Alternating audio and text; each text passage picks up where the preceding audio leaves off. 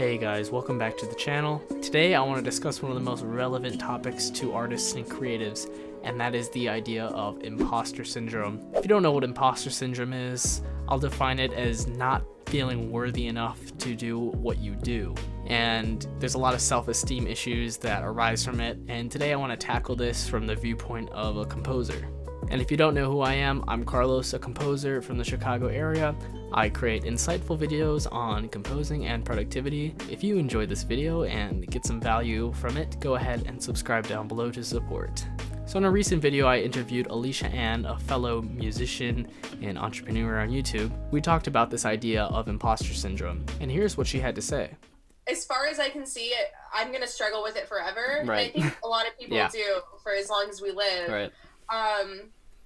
Gaining experience definitely helps because then you have a track record to show like what you're actually capable of. Yeah. Really, it just comes down to, for me, my support system and being reminded that like, you don't suck, like they sound good and it's because of you and like you need to give yourself a break, those kinds of things.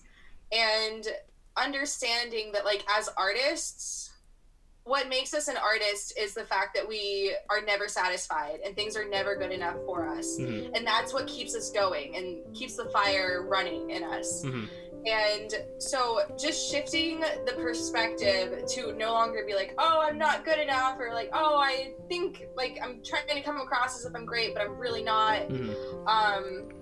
Just like, I don't know, it takes a long time on each of our journeys to get to a point where it's no longer this like, I don't know, such a big problem. You have to get good with yourself before you can fix anything else. So having a support system where you can feed yourself a ton of positive things about yourself is really important for her. In episode 100 of the Everything Band podcast, John Mackey was asked about imposter syndrome. And he mentioned how his grad school teacher, John Corigliano, dealt with this as an A-list composer. He's one of the most respected and living composers today, and how he went about it was hanging up awards in his bathroom, like his Grammys, and reminding himself that he's done it and he can do it again. And this is a super important idea that I'm going to bring up later in this video. It's the idea of knowing that you've done it in the past and you can do it again. Now, speaking of which, composer John Mackey deals with this too. He brings up writer's block, where he just doesn't know what to add and he thinks that this sucks and will never get better.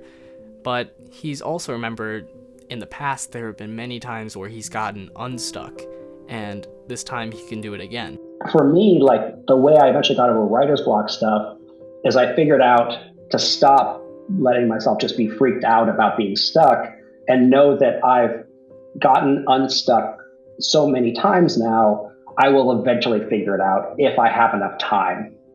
And of course, he prefaces this by saying, as long as you have enough time before your deadline, there shouldn't be any issue in finding the next thing to write in your piece. It may not be perfect, if you were given another 2 weeks, maybe the piece could have turned out better, but at least you got it done.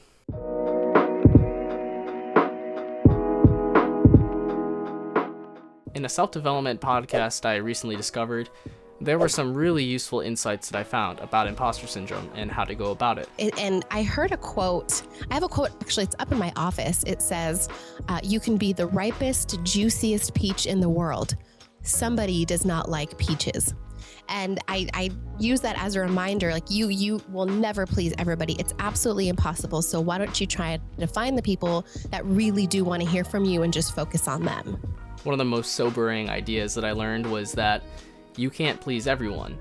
If your imposter syndrome revolves around the idea that, people are going to judge my work or they're not going to fully appreciate it, and really the fear of success, it plays a big role here too.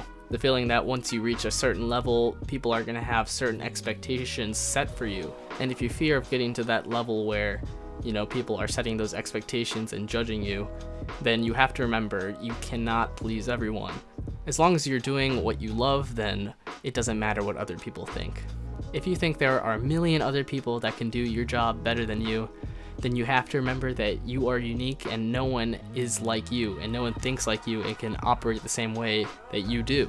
Another useful tip is starting with why. There's a great book written by Simon Sinek that is titled Start With Why, and it's all about having a centralized view on what your end goal is. It's being deliberate and having conviction and making sure you have a north guiding star. And when you encounter tough obstacles, having your why is what gets you through those and keeps you moving forward. Now lastly, learning that this is not all about you is a pill that I had to swallow. Sometimes as composers and artists, our own ego can get the best of us and we can think so selfishly about the things we want to do, and often this leads to our downfall in especially imposter syndrome. If you're thinking that, oh my gosh, I can't do this, I can't live up to other people's expectations, that's also a way that we're acting selfish. So if we think about how this can impact others and how our work can change lives, then I think this is a great antidote to imposter syndrome. It's taking the magnifying glass off of us and thinking about our work and how it will impact others. So these were just a few ideas that I learned from various podcasts and such. So I'll link all them down below and give them the proper credit they deserve. But if you enjoyed this video, again, I create insightful videos on composing and productivity. I create videos on the composing world, career, and other important things like that, as well as being the most productive you can in your life.